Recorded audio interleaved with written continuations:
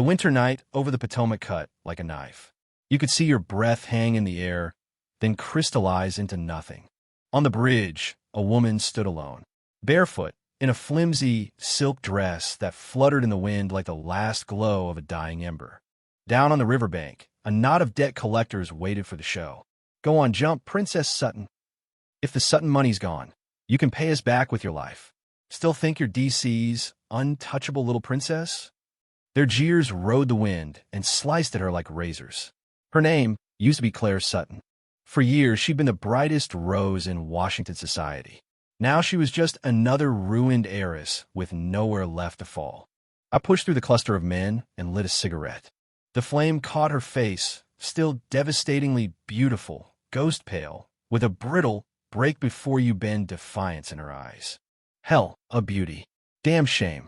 I took a drag, then let out a sharp wolf whistle in her direction. Hey! Every head turned toward me. Claire turned, too, slowly, like she was looking at a corpse. Be a waste if you died, I said, cigarette pinched between my fingers.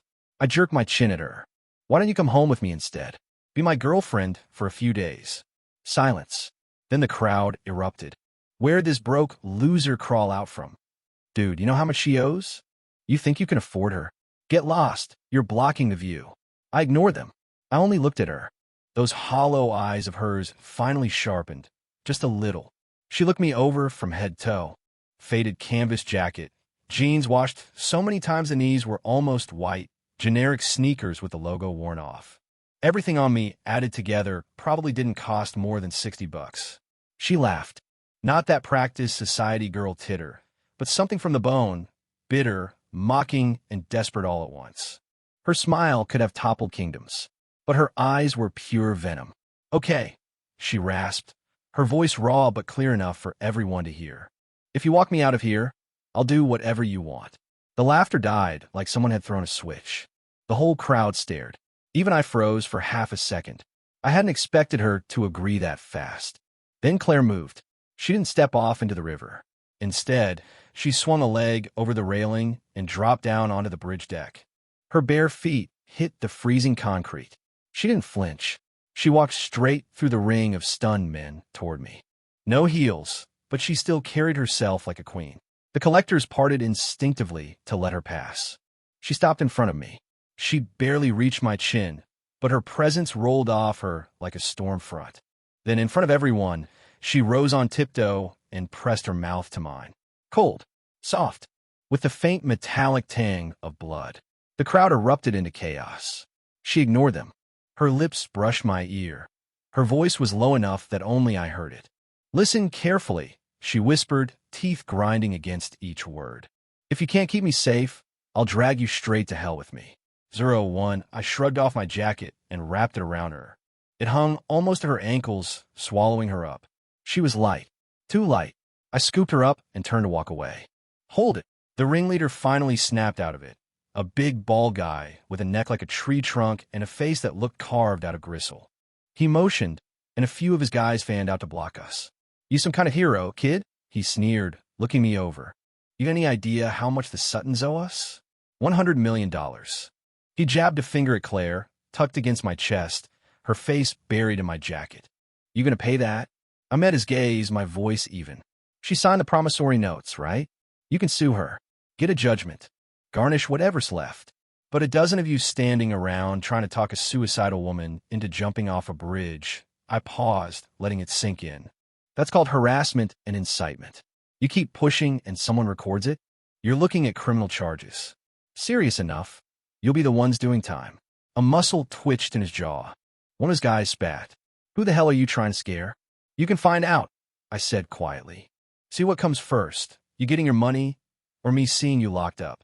We stared at each other while the wind knifed through us. After a long moment, he ground his teeth. Fine, you win this round. He stabbed a finger toward Claire. Claire Sutton, you can't hide forever. We'll settle this sooner or later. He jerked his head. We're out of here. Cursing under their breath, they scattered. Soon the bridge was just me, the icy wind, and the woman in my arms. I kept walking. My van was parked right off the bridge, a beat-up white Ford Transit with plumbing and electrical lettered on the side in peeling vinyl. my phone number crooked underneath. I opened the passenger door and eased her into the seat. The van's heater was as dead as the shocks. It was as cold inside as out. She huddled in my jacket, silent, watching the smear of neon slide across the glass once we pulled away. I reached behind the seat, found an old, stiff fleece blanket, and tossed it in her lap. Use it. She didn't move. I started the engine and drove. We didn't speak the whole ride. Eventually, I pulled into a cramped, crumbling apartment complex on the edge of Anacostia. My place. 400 square feet on the ground floor, with a fenced-in patch of concrete out back I called a yard. I carried her inside. Tools and parts were piled everywhere. Extension cords coiled on chairs, PVC pipe leaning in corners, outlets and switches scattered across the one clear table. The place smelled faintly of oil and metal. I set her down on the only relatively clean couch. "Home," I said.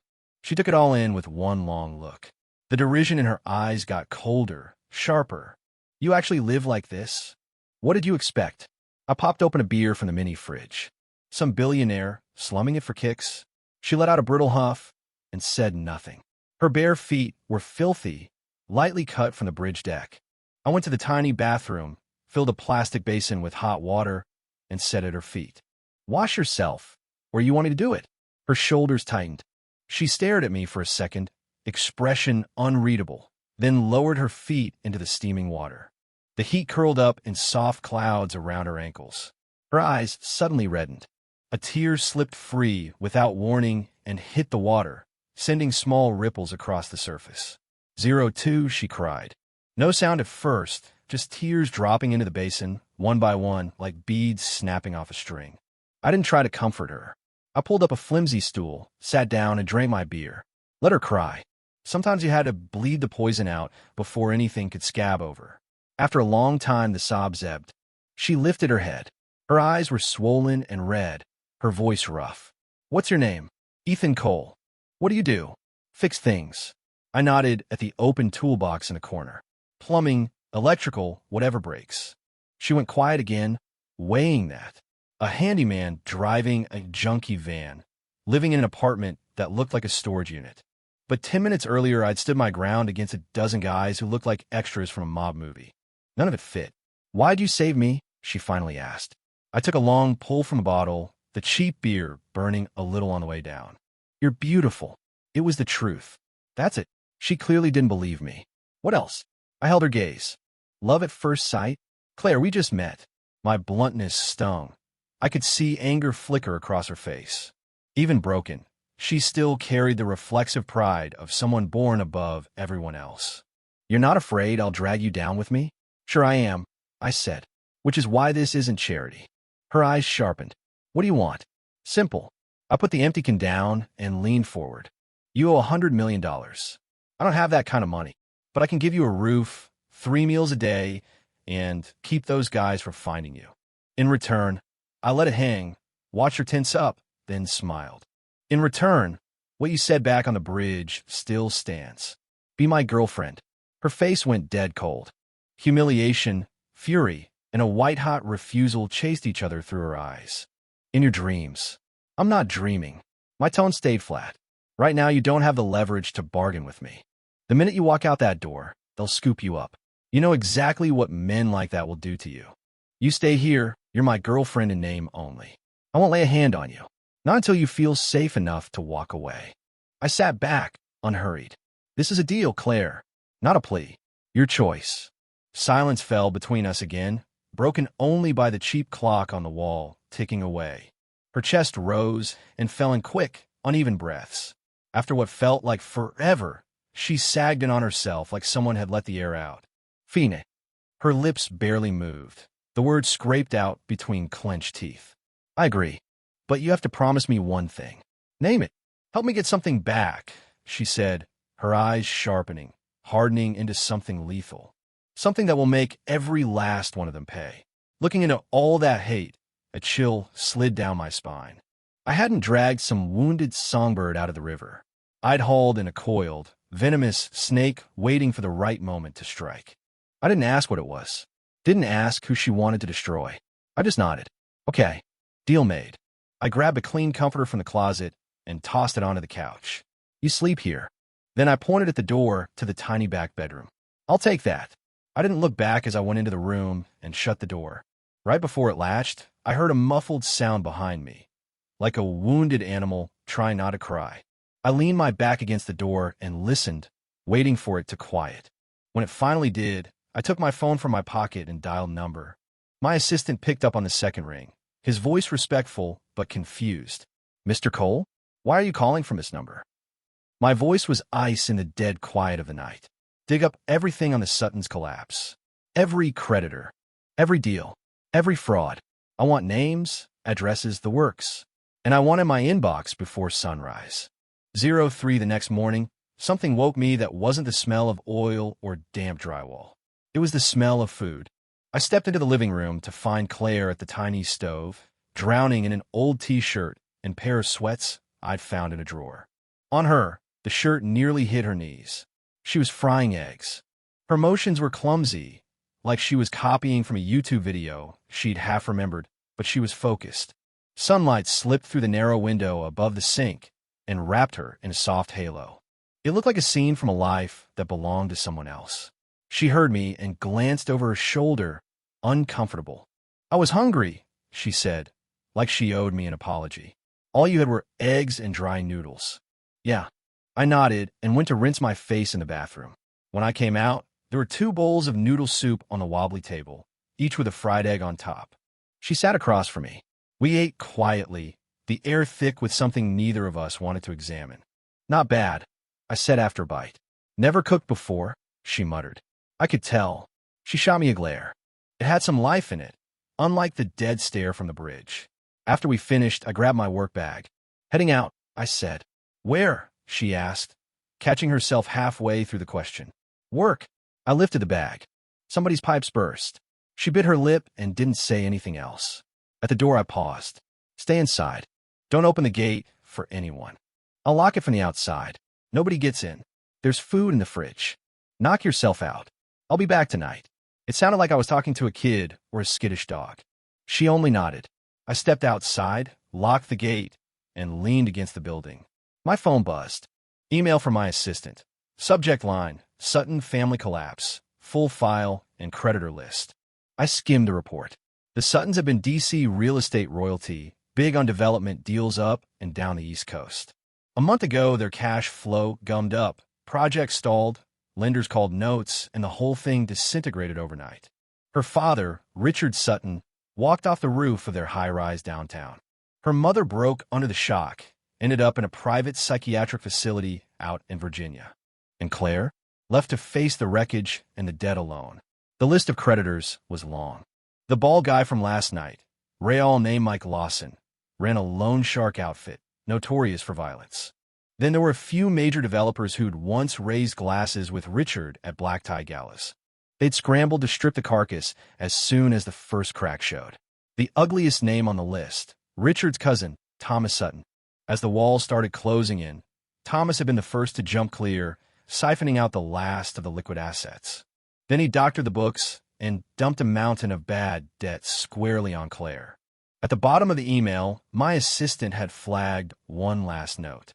Before his death, Richard Sutton reportedly gave Claire a piece of extremely important property, believed to be tied to control over several prime development parcels. The major creditors, particularly Thomas Sutton and Mike Lawson, appear more interested in this asset than in repayment itself. So that's the something she wanted back. The thing that could make them all pay. Something worth killing for. I exhaled slowly, ground my cigarette out on the concrete, and climbed into my van. I didn't head to a job site. I headed for the address my assistant had marked for Thomas Sutton. 04 Thomas Sutton was no street thug. He was an old fox. While the family's house of cards collapsed, he'd slipped into one of those gated McMansion communities in the Virginia suburbs, insulated behind layered security and a private patrol. My transit wouldn't make it past the entrance. So I watched. I parked in a strip mall lot across from the front gate and waited through the day. At dusk, a black Mercedes rolled out. Thomas Sutton behind the wheel. I tailed him, hanging back just enough to be forgettable. He pulled into a high-end private club downtown. I parked a few blocks away, changed into my work coveralls, grabbed my tool bag, and walked around to the service entrance. Places like this always had something broken. I slipped into the kitchen with a nod to the harried manager. Maintenance. Got a call about a wiring issue. I lied. Once inside, nobody gave me a second look. I wandered until I found a private suite with Thomas's voice leaking through the door. I told you, Mike, we have eyes on our old place around the clock, Thomas was saying, all polished affability over a rotten core. She's got nothing left, just that condemned condo unit that nobody can unload. She can't last long. He laughed. When she's desperate enough, she'll hand over the goods herself. Mike Lawson's grating voice followed. You better be right. Once we flip those parcels, we'll be set for life. I leaned against the wall, listening. They were watching her old apartment. If I hadn't pulled her off that bridge, she'd already be in their trunk. I'd heard enough. By the time I got back to my building, it was dark. The lock on the gate was untouched. Inside, a single lamp threw a pool of warm light across the living room. Claire sat curled on the couch, arms around her knees, like a frightened stray pretending indifference. The moment I opened the door, her shoulders relaxed. You came back, she said quietly. Yeah. I set a takeout bag on the table, stir-fry and rice from a hole in the wall I liked. She looked at the food, then at me, wary. What's wrong? I asked. I thought. She hesitated, then let the words out in a rush. I thought maybe you wouldn't come back. Why? You're just some handyman. You don't owe me anything. Walking away after a night of impulse would be. She searched for the word logical. The way she said it, like she was already used to being abandoned, did something ugly in my chest. I told you I'd be here. I shoved chopsticks into her hand. Eat. She held my gaze for a beat, then started in on the food, small, neat bites. After dinner, she rinsed the dishes. I sat on the couch, cigarette between my fingers, watching her move around the tiny kitchen like a ghost. You know Thomas Sutton, I said when she finished. Her shoulders jerked. I couldn't see her face. Yes, she said. Her voice could have frozen water. You push your father? Yes. She finally turned around, hatred burning, so bright it was almost clean. He could have helped. Instead, he gutted the company, cooked the books, and made sure every accusation landed on my father. Dad gave me an encrypted hard drive before he died, she continued. He said it was our only chance. And Thomas's death warrant. Where is it? I asked. I hid it, she said, jaw clenched. Somewhere only I know. I went to that bridge to draw them off me, she confessed. If they thought I'd given up, I could slip away and retrieve it. But they were watching too closely. I never got the chance. She looked at me, an uncharacteristic plea in her eyes. Ethan, can you? I'll get it. I cut in. She blinked. You don't know how dangerous they are. Thomas and Mike aren't businessmen. They're animals. I know, I said. I crushed my cigarette out and stood. Where is it, Claire? Tonight I'll go. 05. The drive led to a downtown high-rise, top-floor duplex condo, Sutton family address. After the collapse, the bank had slapped seizure notices on it, but ownership entanglements had delayed any actual sale. It's in my bedroom, she told me, hidden in the false bottom of a music box on my vanity. I'm sure someone's watching the building, she'd added. I'm sure, I'd agreed. Now in my van, I parked half a block away. A black sedan, windows tinted to darkness, idled near the entrance, two silhouettes inside. I didn't go through the front. I pulled out my phone, dialed a number. DC Fire? I said when the operator answered, voice urgent. I'm in the Westbridge Towers and I smell gas, really strong gas, in the hallway. I think there's a leak. You need to send someone. I hung up and waited. 10 minutes later, engines screamed down the street, lights strobing red and white. Firefighters jumped out, dragged hoses, hammered on doors, started evacuating residents. The building's security guards and Thomas's watchers scrambled. While everyone funneled to the front, I slipped around back. Emergency exit, old metal door, rusty lock. 2 minutes with a pick and it surrendered. I jogged up the stairs, two at a time, to the top floor. The Sutton front door was sealed with a bright orange notice. The locks were the same. My tools made short work of that, too. Inside, the air smelled of dust and stale perfume. The place still wore its wealth, designer furniture, art on the walls, custom fixtures, but everything felt hollow. I went straight to her bedroom. Pink walls, canopy bed, a vanity that looked like it had been shipped straight from some Paris showroom. On the vanity sat a ballerina music box. I flipped open the lid, felt around until I found a catch, and popped the false bottom. A black thumb drive nestled inside. Got you. I pocketed it, then hesitated. I moved to the window, parted the curtains with 2 fingers, and looked down. Firefighters were wrapping up. No gas leak, just an overcautious tip, they'd decided. Thomas's men stalked the sidewalk like caged dogs. I raised my phone, snapped a picture of the 2 of them, faces lit by the street lamps, and sent it to my assistant. Find these 2. Names, addresses, family, everything. Then I slipped back the way I'd come. By the time I got to my van, the engines were pulling away. The black sedan was still there. Nobody realized that the thing they were waiting for had already come and gone. When I stepped back into my apartment, Claire was exactly where I'd left her, on the couch, hands clenched together, eyes fixed on the door. The second she saw me, she shot to her feet. "You got it." I put the thumb drive in her palm. Her hand shook. Tears welled up again, but this time they had a different weight. Hope. She wrapped her fingers around the drive, like she was clutching a lifeline. "Thank you," she whispered, voice breaking. "Now," I said, "you going to tell me what you plan to do with it?" She wiped her eyes, and for the first time since I'd met her, smiled like she meant it. "I'm going to blow them up," she said. "In public. I'm going to hold a press conference and put everything in here on every screen in this city. I'm going to make Thomas Sutton and everyone who kicked us when we were down lose everything." 06, her plan was naive and suicidal. "You think any network's going to give you that podium?" I asked. "Think they'll let you walk in and accuse one of the most connected developers in DC of fraud and murder on live TV? Even if you found someone reckless enough to try, do you really think Thomas and Mike would just sit and watch? They'd erase you before you made it to the first microphone." Her smile froze. Reality slammed back down. She wasn't the Sutton princess anymore. She was the girl everyone wanted to disappear. "Then what?" she whispered. "What am I supposed to do? What's on it?" I asked. "Every dirty deal Thomas has touched in the last 10 years, she said. "Money laundering, bribery, extortion, everything. Plus calls he had with my dad. In one of them, he lays out how he planned the whole thing. How he shuffled the debt, gutted the company, and pinned it all on my father. Enough to put him away for life," I said. "Easily. Then the evidence is good." I leaned back. "We just need a better delivery system." I met her eyes. "Do you trust me?" She hesitated only a heartbeat, then nodded hard. "Yes." Right now, she didn't have anyone else. "Good." I pulled out my phone and dialed my assistant again. "Set up a meeting," I said. "With who?" "The executive producer for Focus Point on Capital News," I said. "Name's Mark Sean. Tell him I got the story he's been killing himself trying to land about the Sutton case. Tomorrow, 3 p.m., Old Town Tea House in Alexandria." When I hung up, Claire was staring at me like I'd grown a second head. "How do you know a TV producer?" she asked. "Fixed a breaker box at the studio," I said blandly. She did not buy that, but she was smart enough not to push. The next afternoon, I went to the tea house alone. Claire stayed in the apartment. She couldn't be at the table for this one. Mark was already there, a neat middle-aged man in a blazer and glasses. "Mr. Cole," he said, standing to shake my hand. "You've got my curiosity." "So I'm told," I said, sliding into the seat across from him. "You said you had something on the Suttons." "Edo." I slid a duplicate thumb drive across the table. "What's on there is enough to bury Thomas Sutton and the man behind him under the prison."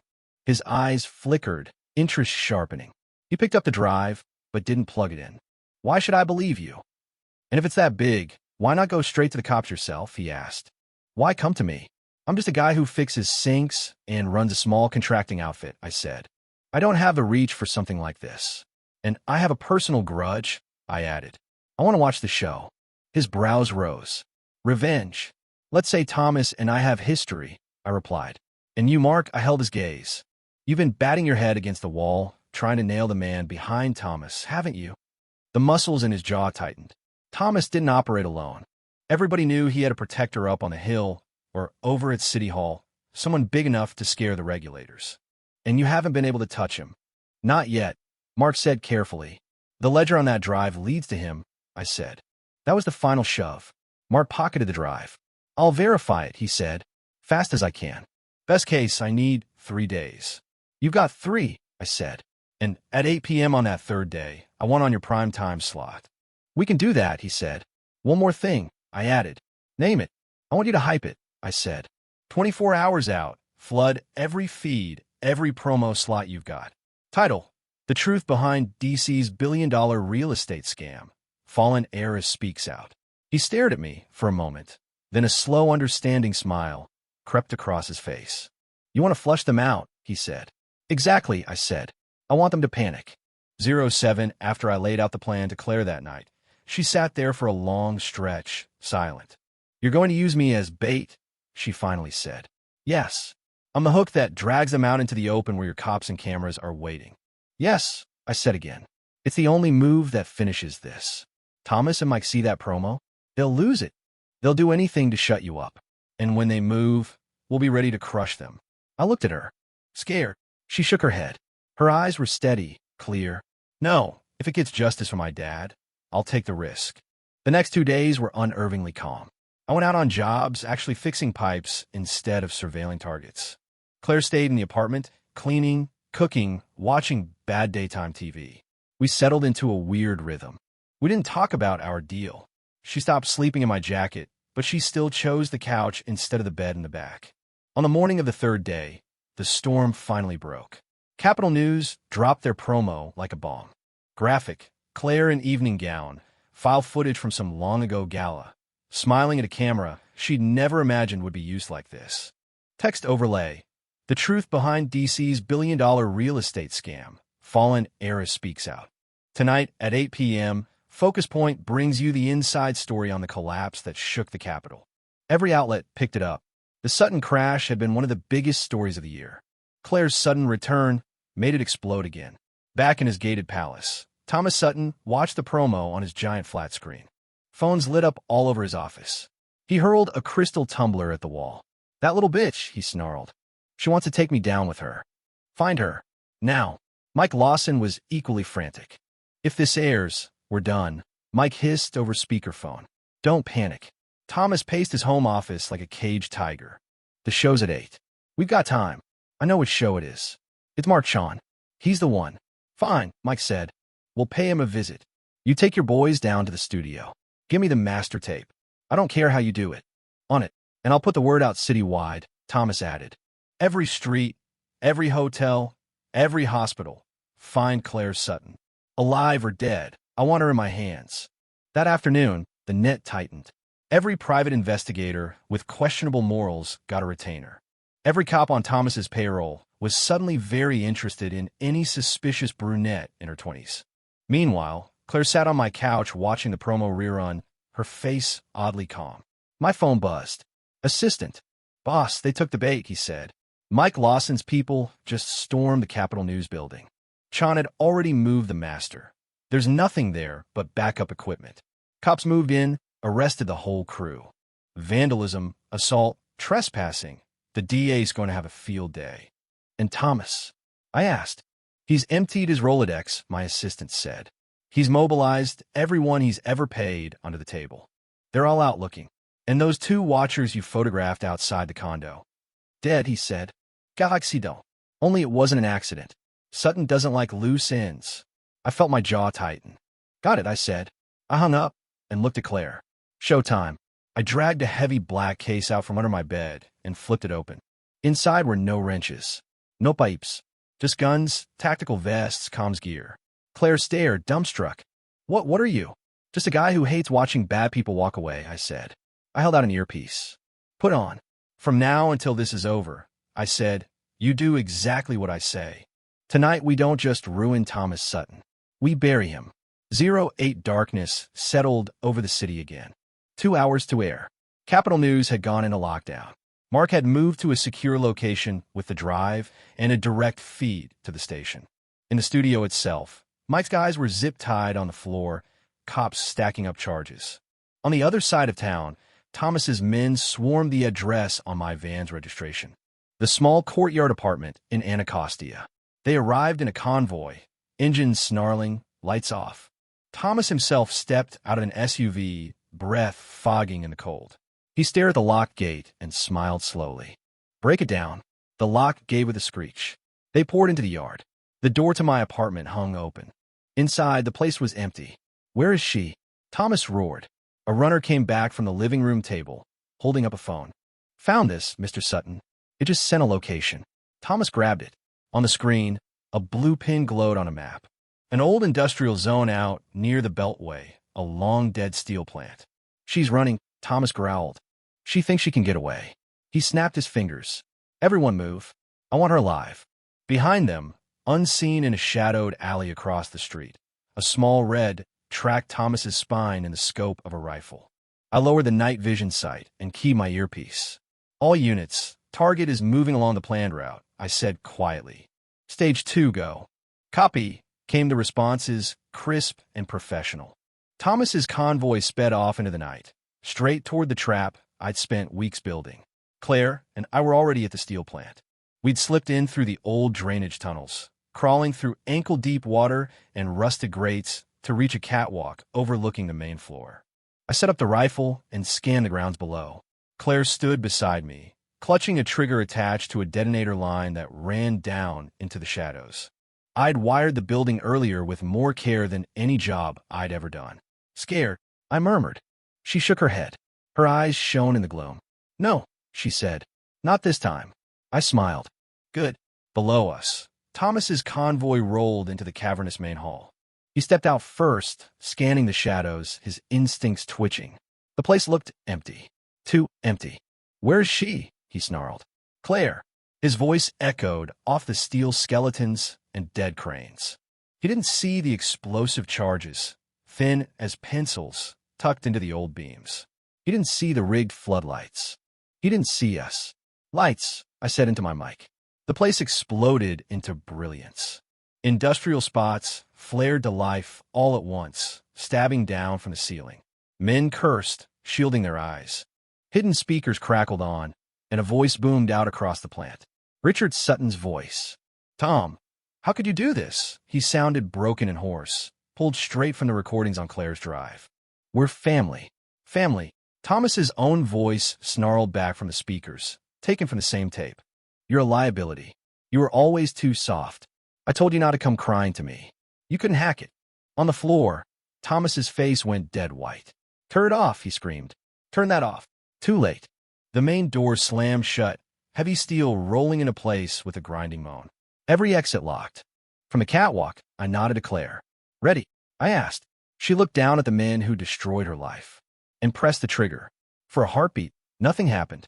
Then, instead of fire, a rain of fine white dust burst from the rafters, sacks of flour I'd rigged to blow open.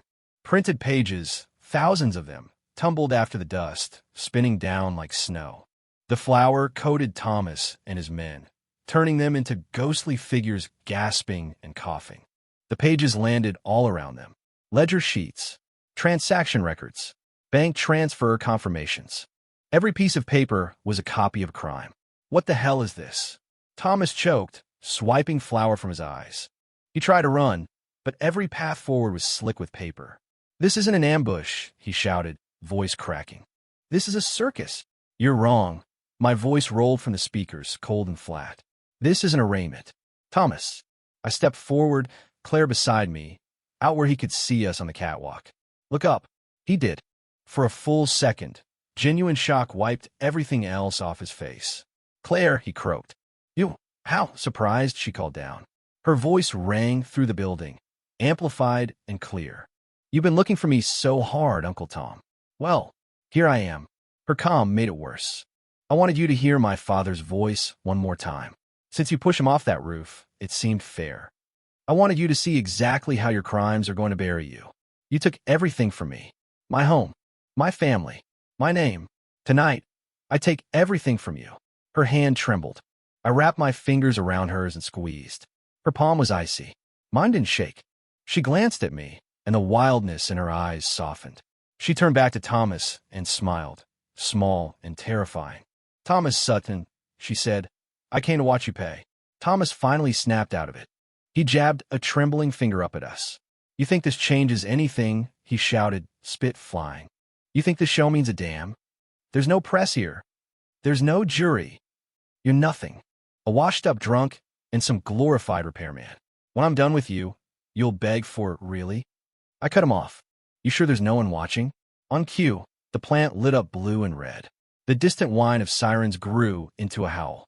From every side, squad cars and armored trucks converged on the complex.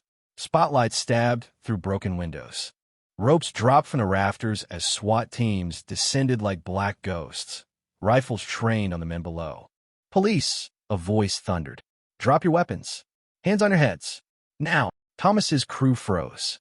The bravado melted right off their faces. They'd walked into a box and realized, too late, the lid was already closed. They'd thought they were hunting. They were the ones being hunted.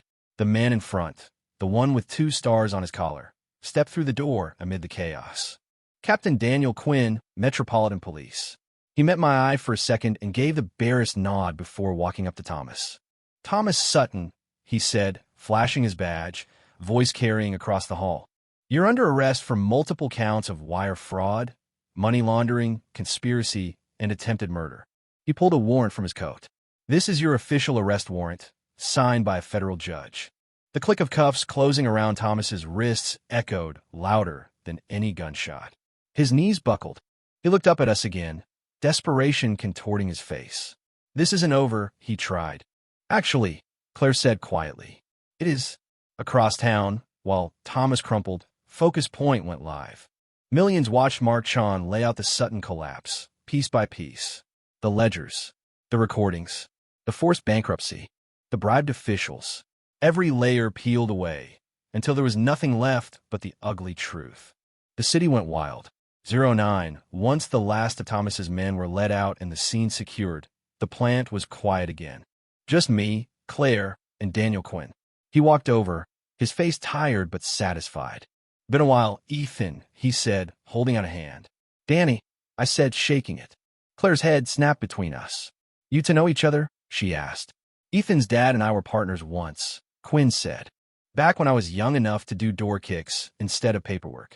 He turned to Claire, his voice softening. "Miss Sutton, I owe you an apology and a thank you. If you and your father hadn't held onto that evidence, we might never have broken this open. I promise you, we're going to revisit every decision made about your family, and we will clear your father's name." Her eyes filled again. She bowed her head, then straightened. "Thank you, Captain," she said. "Thank you for not looking away." Quinn clapped my shoulder like an uncle. "You two get out of here," he said. "We'll handle the rest. You've done enough, Ethan. You're going to have your hands full with what comes next." He didn't have to say it. Taking down Thomas meant toppling his sponsor, too. That would shake half the city. We left the plant. Quinn had a car waiting. We sat in the back, the city sliding past outside. Claire watched the blur of lights, face unreadable. The driver didn't take us back to my cluttered apartment. He pulled up in front of a glass-and-stone townhome overlooking the river in Georgetown. "Where are we?" Claire asked. "Home," I said. "Your real one." The inside was all minimalist white and black, clean lines, art on the walls. No tools, no oil stains. Just silence and space. A man in his 50s, in a sharp suit with silver at his temples, stepped forward. "My assistant," I told her. "Victor Miles." "Miss Sutton," he said politely. "We prepared a room for you upstairs. If you'd like to rest." Claire looked around like she'd stumbled onto a movie set. The handyman's mask was gone. I took off my coat and finally stopped slouching. Her eyes flicked over me, recalibrating. "Who are you?" she asked, voice small. "I told you," I said. "Ethan Cole. Heir to Cole Holdings. My father was James Cole." The name landed like a bomb. In D.C., the Coles were old money, an empire that stretched from construction to tech. Even the Suttons had paled beside them. And James Cole was the man whose hard hat funeral had filled the front page 5 years ago. "Why?" she asked, barely more than a whisper. "Why would someone like you show up on that bridge? Why drag me off? Why do all of this? What do you want from me?" I walked to the floor-to-ceiling window and looked out at the dark river. "Because the man behind Thomas Sutton," I said, "the one who pulled the strings and signed off on wrecking your family, he's the same man who destroyed mine. His name is Victor Graham. 5 years ago, he gutted my father's company the same way Thomas gutted yours. He pushed my father to the edge." I turned back to her. "My father jumped off the roof of his own headquarters because of Victor Graham. I've spent 5 years digging up proof, getting close, building a case, waiting for the perfect lever. You, in your drive, were that lever. From the moment I saw you on that bridge, Claire, you were part of my plan." Then her face went completely blank. "Part of your plan? Yes. So what? You rescued me to use me? She asked. She laughed, a harsh, disbelieving sound. There was no impulse, no heroics, just strategy. You saw me about to jump and thought, huh, here's a convenient way to nail Victor Graham. You dragged me into your mess, promised to protect me, got what you wanted, and now what? You tell me it was all a game. I didn't try to soften it. Yes, I said. You bastard. Yeah, I said. I am. For revenge, I'm capable of a lot worse than lying. She swallowed, like the admission hurt more for its calm than its content. And our deal? She asked. Me playing girlfriend for room and board. Was that just another line on your balance sheet? The clothes, the food, fixing my life, compensation? Was any of it real? I didn't look away. It started as a transaction, I said. I won't pretend it didn't. The rest? I hesitated. She caught that, and something flashed across her face. And the rest? She pushed. Was what? I didn't answer fast enough. She stepped back, bumping into the arm of the couch. Forget it, she said. I get it now. We're done here, right? Your enemy's finished. My drive did its job. Our transaction's over. Yes, I said. Good, she said. I'm leaving. She turned toward the door. Where would you go? I asked. Anywhere that isn't here, she said, not looking back. Claire. She stopped. Your family's case isn't closed, I said. Your father's name is still under appeal. Your mother's in a facility under an assumed name. Victor Graham's trial will take months. They need you as a witness. You can't just walk away. She stood there, shoulders taut. Then where am I supposed to go? She asked quietly. What do you want from me now? Stay, I said. Here. Her laugh this time was sharper, brittle at the edges. You planning to keep me in your nice little glass cage, Mr. Cole? Is this another one of your protective arrangements? I don't need your charity. It's not charity, I said. It's on me, I added. Call it repayment. Repayment, she echoed. For what? Terrorizing me? Using me as bait? Teaching me what it feels like to be a pawn? I want my life back, she said. Not your guilt. This isn't about what you want, I said, more blunt than I meant to. It's about what I owe. I stepped closer, enough to see the little tremor in her hands. I'm sorry I used you, I said, and for once I didn't hide behind irony. But until this is truly done, this is the safest place for you. When it's all over, you can go wherever you want. I'll wire money to a trust in your name, enough for you and your mother to be comfortable the rest of your lives. I thought it was generous enough to at least merit a neutral reaction. She only looked at me like I smelled rotten. Her eyes were very clear. Ethan, she said, speaking my name like it hurt. I don't want your money. I don't want your protection. I want you as far away from me as possible. 11 Claire stayed. Not because she wanted to, because it was the only move that didn't put her mother back in the crosshairs. She took the biggest bedroom on the second floor and shut the door on the rest of the house. We passed each other in silence. Victor hired a top-tier private nurse to live at the facility with her mother, upgraded her care, paid for the best therapy money could buy. Quinn pushed the Sutton retrial through at speed. Investigations opened into every judge and official who'd signed their original bankruptcy orders. Victim restitution funds started trickling in. Meanwhile, Victor Graham's empire trembled. Investors bolted. Regulators circled. Half the board ran. I was at the center of it all. Meetings with lawyers, closed-door sessions with federal agents, testimony prep. I barely slept. When I'd come home, it was always past midnight. The house stayed unnervingly quiet. Still, I knew she was awake. Sometimes I'd pause outside her door and hear the faint scratch of a pencil on paper, the rustle of a canvas. Victor kept me updated whether I asked or not.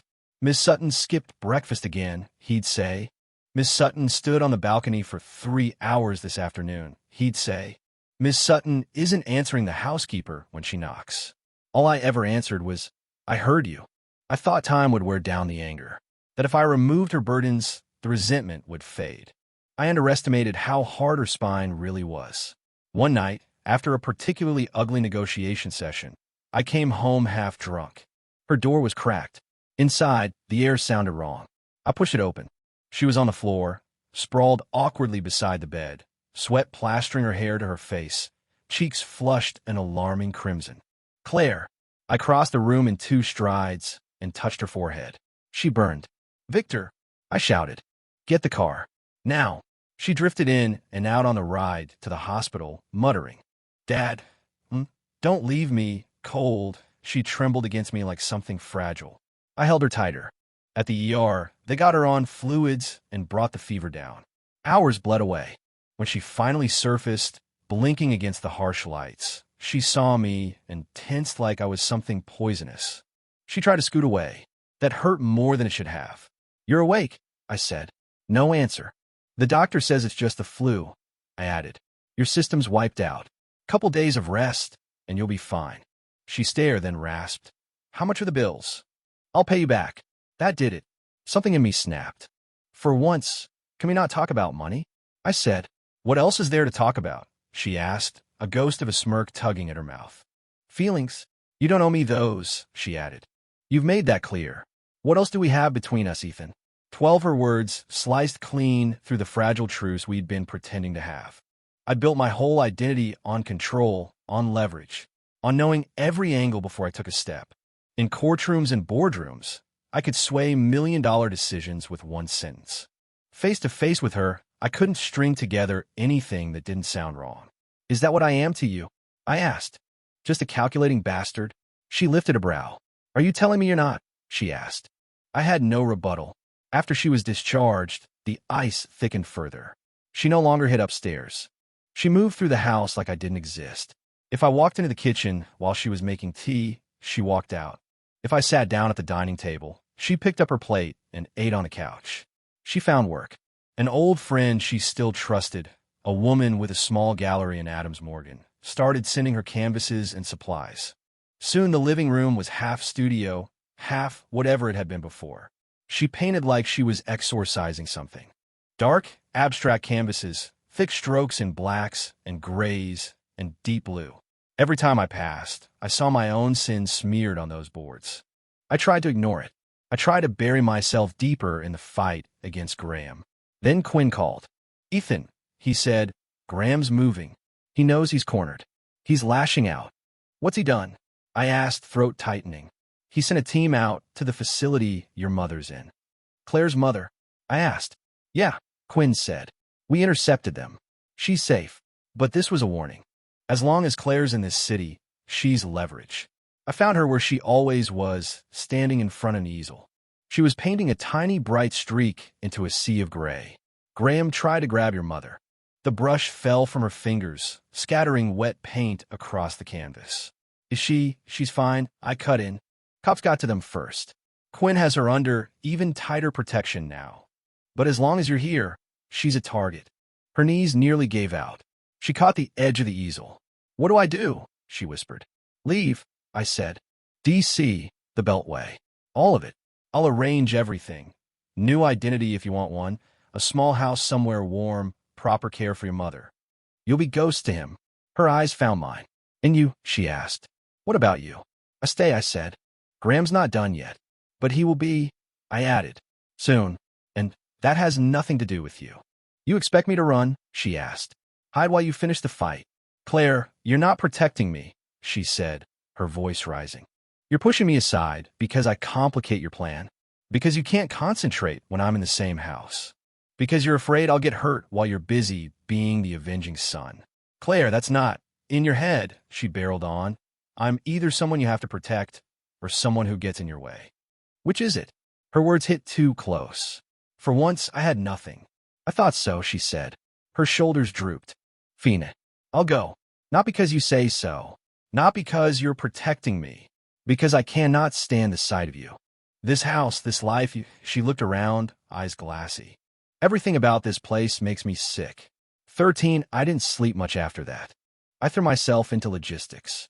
I called a contact in North Carolina and found a seaside town with a good clinic. Arranged a rental house with a ramp already built. Set up a trust in Claire's name to cover every conceivable expense. I didn't tell her dates, flight numbers, anything. I didn't want to give her time to talk herself out of it. The night I made the last call, the house was quiet. I walked past her room. The door was open. Inside, the bed was made. The closet door hung open, half her clothes gone. Her suitcase was missing. My stomach dropped. I yanked on my phone. "Vic, Mr. Colt, where is she?" Miss Sutton told the driver she wanted to visit her friend's gallery, he said cautiously. "That was 4 hours ago. She should be back by now." I dialed the driver immediately. He answered on the third ring, breath ragged. Mr. Cole, he gasped. I'm so sorry. What happened? We left the gallery. We were at the curb. A van, no plates, pulled up. Four guys jumped out. They grabbed Miss Sutton and threw her inside. I tried to follow. He choked. They rammed my car. I called 911. I'm at the station now. Everything inside me went hollow. Graham, I said. Only one man still had anything to gain by snatching Claire. I called Quinn. He listened, swore once, then said, Ethan, listen to me. He's using her to get to you. He wants you to come running. If you do, you're playing into his hands. I know, I said. Then shut down every exit out of the city, I said. Every bridge, every highway. Pull every traffic cam feed. He can't move her far without being seen. I'll handle the rest. I hung up, dragged the weapons case back out, and armed up. This time, I didn't bother with half measures. Dual sidearms, extra magazines, a knife at my belt, Kelver under my coat. I was done pretending to be just a contractor with a temper. My phone pinged. Unknown number. I answered. Ethan Cole. Victor Graham's voice oozed through the speaker, oily and amused. My boy. 5 years, and you never called. Where is she? I asked. He chuckled. Straight to business. You sound just like your father. Except he always couched it in such nice, polite phrases. In the background, I heard muffled movement, a small choke sound. Ethan, Claire's voice, cut off by a rough command. Every muscle in my body tensed. What do you want? I said, keeping my tone flat. What do I want? Graham repeated. I want my life back. Your father kept something from me. You stole something else and fed it to the wolves. Now everyone wants my head. It's only fair I take something from you. Don't you think? Your father's little insurance policy, he went on. The complete records from that accident 5 years ago. The ones you gave the AG's office last week. And the Sutton Drive. You bring them to me, alone. We trade. You get your girl back. I ride off into the sunset. You have 1 hour, he said. East River Steel. You know the place. No cops. No friends. No tricks. Or, he let the word hang. Someone whimpered in the background. You know the rest. The line went dead. I stared at the phone. On the desk in front of me sat 2 drives. One for my father's safe, the thing I'd chased for half a decade. The other, Claire's. Proof enough to bury Graham 3 times over. Already mirrored 10 different ways and spread across secure servers. 2 lies work. He wanted me to burn them for the chance to save one woman. A woman I had dragged into the fire myself. Victor hovered at the doorway. This is a trap, he said. You know that? Yeah, I said. He won't let her go. He'll kill you both. Probably, I said. So you can't go. I holstered the pistol on my hip. Prep the car, Vic. He swallowed. Sir, that's an order. He held my gaze for a long moment. Then he nodded once and turned away. Patch Quinn through to my comms. I called after him. Tell him I'll ping him when I have eyes on her. And Vic, he paused. If I don't come back, I said quietly, you know what to do. Take care of the company. Take care of my mother. Victor's mouth tightened. Yes, sir, he said. 14 East River Steel had been dead 20 years. The high, skeletal frames of old cranes still loomed over the bays, rust eating through beams, weeds snarling around piles of abandoned scrap. Graham's men met me at the gate and stripped me down with practiced efficiency. They found the obvious gun, the knife. They didn't find a backup pistol in my boot. They took the drives and pushed me inside. The main hall was a cavern of concrete and echoes. Graham sat on a folding chair in the middle of the space, a little island of tailored arrogance. Behind him, duct taped to a steel column, Claire sagged in her bonds. Her hair was tangled, her lips split. Her eyes snapped open when she heard my footsteps. She shook her head violently, silent through the tape. Too late. Ethan, Graham said. You look good. He twirled the 2 drives between his fingers like coins. Not exactly how I pictured our reunion, he added. But then life's funny. You have what you want, I said. Let her go. He laughed. Son, you really did take after your old man, he said. Always thinking other people will play by some code. I'm not in your club, he said. I don't believe in fairness. He held up the drives. You know what these are? He asked his men. Freedom, he answered himself. As of now, the AG has nothing. Sure, they have some scraps, but nothing that can't be explained away. Meanwhile, the only 2 people alive who know exactly what I did, he smiled, are right here. Once I burn these, he said, pocketing the drives, And your story is you died in a tragic industrial accident trying to elope with the disgraced heiress. He spread his hands. I walk away clean. You think I'd give you the real ones? I asked. His smile flickered. I've been your student longer than you think, I said. I'm not as trusting as my father was. I tapped my earpiece, activating the open line. That's so? He asked, but I saw the first hint of uncertainty. That drive you saw on TV? I went on. The one Marchand talked about, already mirrored, encrypted, and in the hands of people who don't scare easy. The one from my father? I shrugged. Same. Graham snatched one of the drives back out of his pocket and jabbed it into a laptop on the makeshift table beside him. The screen lit up. Instead of account numbers, a grainy video filled the frame. Marchand, looking straight into the camera. He was reading from a statement. Tonight, he said, sources confirm that full and complete evidence of Victor Graham's criminal activities was delivered to federal authorities. Multiple copies have been secured at undisclosed locations. Graham froze. No, he whispered. His skin went corpse white. No. He ripped the drive out of the port and hurled it across the room. It skittered and spun out of sight. He looked up at me, face twisted with hate. You, he snarled. They were decoys, I said. Both of them. You're done, Graham, I said softly. All that's left is how ugly you want to make the end. He snapped.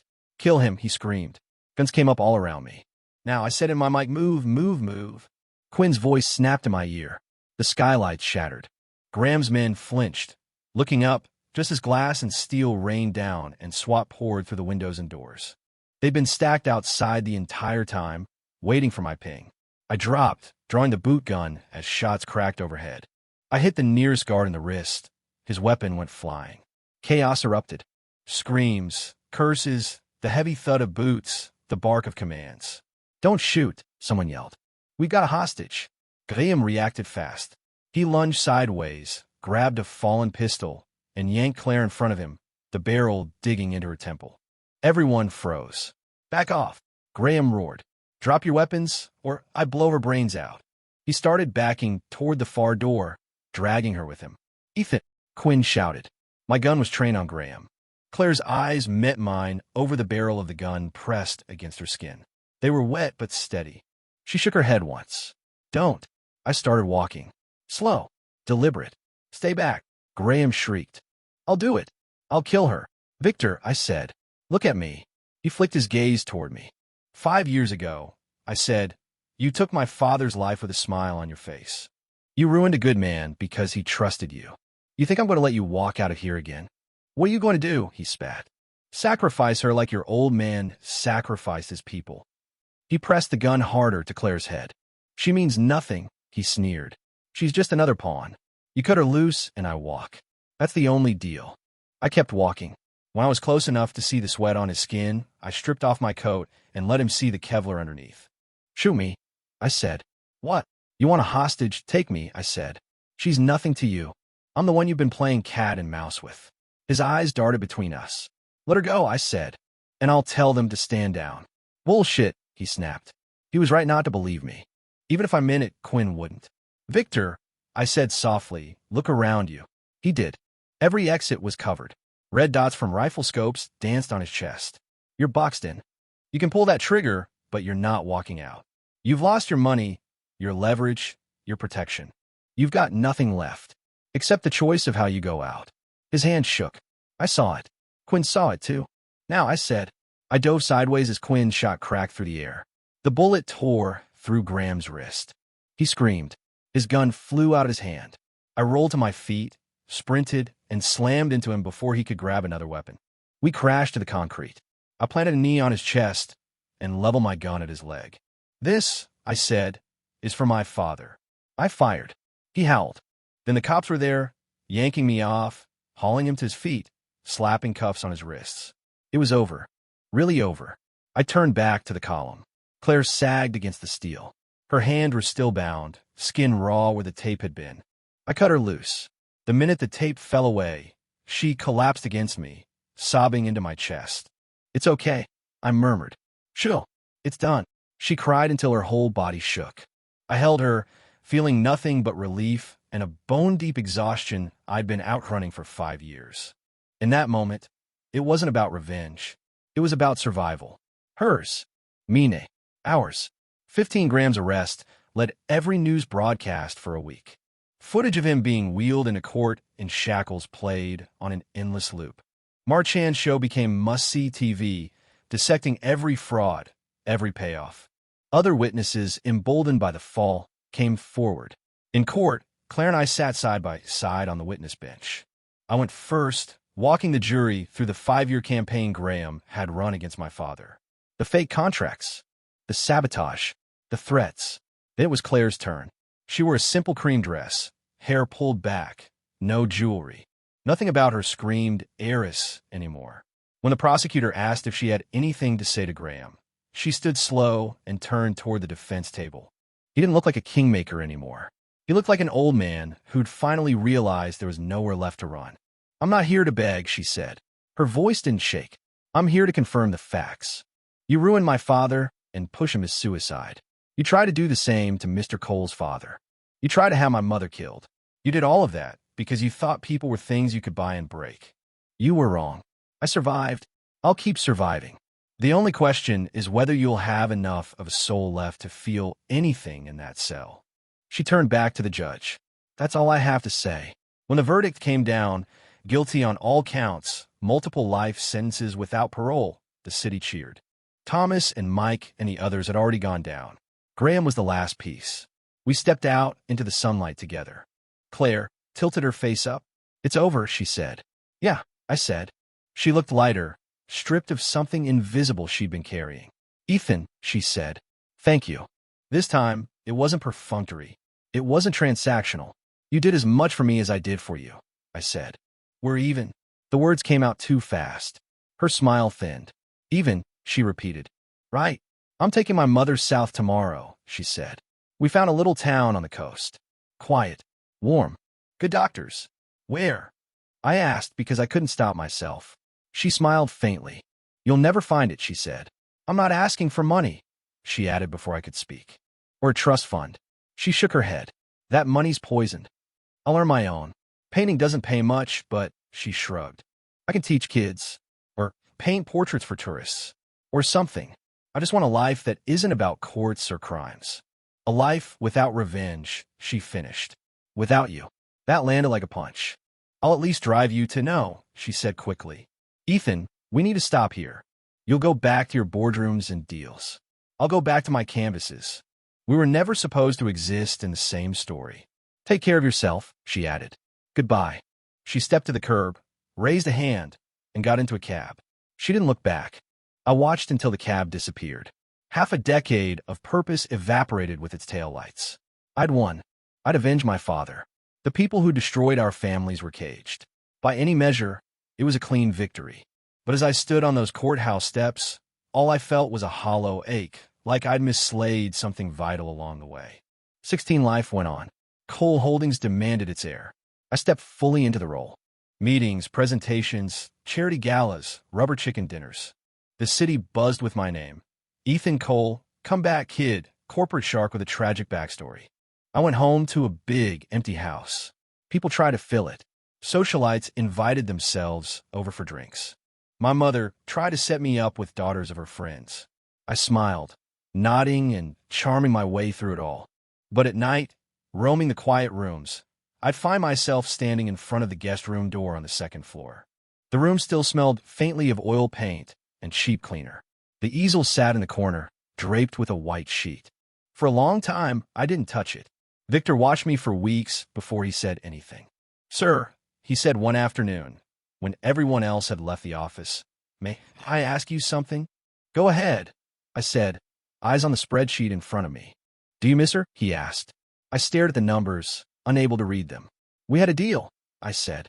"That's not what I asked," he said quietly. I didn't answer. He hesitated, then pressed on. "With respect, sir, you talk about Miss Sutton as if she were just a line item, a risk, a cost. But you flew into a death trap for her without a second thought. You broke 5 years of planning in half for her." His eyes were kind, but there was a steel underneath. "That's not accounting," he said. "That's something else." I laughed once, humorless. "You think I'm in love with her?" I said. "I think," he said, "you've forgotten what it feels like to care without calculating." Your father trusted people, he went on. It cost him dearly. You've been running from that ever since. Miss Sutton slipped past her defenses. You called it a move in a game because you don't know what else to call it. He hesitated again. I think you know what it is, he said. You're just afraid to say it out loud. When he left, I found myself climbing the stairs. The guest room door creaked when I pushed it open. Dust motes spun in the light. The painting on the easel waited under the sheet. I pulled it off. It wasn't gray or black or red. It was a small yard, lit by a single warm bulb. A busted plastic lawn chair, a cracked concrete step, a man in a cheap canvas jacket sitting on a low stool, beer in hand, staring up at a sky you couldn't see. My old place. Me. In the lower right-hand corner, in neat, small script, she'd written, "Thank you, my handyman." My throat tightened. I picked up my phone. "Quinn." "Ethan," he said. "What's on fire now?" "Find someone for me," I said. "Who?" "Claire Sutton. I need to know what town she's in. I need the exact address." Silence stretched. "You sure?" he asked finally. "Absolutely," I said. 3 days later, I stood on a weathered stone bridge in a small southern town I'd never heard of before. The kind of place people wrote postcards about. White clapboard houses, live oaks dripping with moss, a lazy river cutting through the middle of it all. A 2-story house sat right at the bend, with a small fenced yard sloping down to the water. Flower pots lined the porch. In the yard, an older woman in a wheelchair sat in a patch of sun, a book in her lap. She looked calmer, softer. Claire stood by an easel, painting the river. She wore a loose linen dress, feet bare in the grass, hair twisted up in a messy knot. For a long time, I just watched. Then she turned to rinse her brush in a jar and saw me on the bridge. Her eyes widened. She set the brush down very carefully and walked over to the fence. I met her at the gate. "What are you doing here?" she asked. "I heard the plumbing was terrible," I said. She huffed a laugh, startled. "We have a guy," she said. "Nice older gentleman up the road. Charges $20 a visit, which is extortion. We're good." Then I swallowed. "Then I'm here for something else." She waited. I'd never been this nervous in a board meeting in my life. "I'm here to ask you for a job," I said. She blinked. "What job?" "Boyfriend." Her mouth fell open. "Ethan, I'm serious," I said. "I know I don't have a right to ask for anything. I lied to you. I used you. I dragged you into danger you didn't deserve. I've spent my whole life treating relationships like contracts. Even with you, I try to make it about deals and debts because that's easier than admitting when something matters." I took a breath. "When you left, the house went back to being silent," I said. "My life went back to being neat, efficient, perfectly controlled. And I hated it. I missed you making bad noodles in my kitchen. I missed you stealing my couch. I missed you yelling at me when I said something stupid. I missed you sitting next to me in court and not saying anything at all. I don't want a life without you in it." For the record, I added, "This isn't a transaction. It's not charity. It's just me asking if you'll give me a chance to be something I should have tried to be in the first place. To stop being your handyman and actually be your boyfriend." Her eyes shone. "You know what you're saying?" she asked. "Yes," I said. "You know there's no boardroom here," she pressed. "No empire. No grand revenge left to chase. Just a small town, a sick mother, a lot of quiet days. You'd hate it." "I won't," I said. "I've had enough noise. I have a laptop," I added. "We have Wi-Fi. I can run the company from a porch just as well as from a corner office." She laughed through her tears. "You're insane," she said. "Probably," I agreed. She looked at me for a long time. Then she stepped closer, so close I could see the tiny flecks of gold in her irises. "Ethan," she said quietly, "I don't trust easily anymore." "I know," I said. "You break this," she warned. "There won't be a second chance. I'll have you fixing pipes until you're 80. I smiled. "I'll keep my wrench sharp." She laughed properly then, head tipping back. When she looked at me again, there was so much in her eyes it made my chest ache. She rose on her toes, like she had that first night on the bridge, and kissed me. Back then, her lips had been cold and tasting faintly of blood. This time, they were warm, tasting of salt and sunlight. She leaned in my ear, voice just for me. "Listen carefully," she whispered. "If you ever lie to me again—" She pulled back just enough to meet my eyes, smiled dangerous and soft all at once. "I'll make you fix water heaters for the rest of your life." "Deal," I said. And for once, it wasn't about leverage. It was just a promise. The end.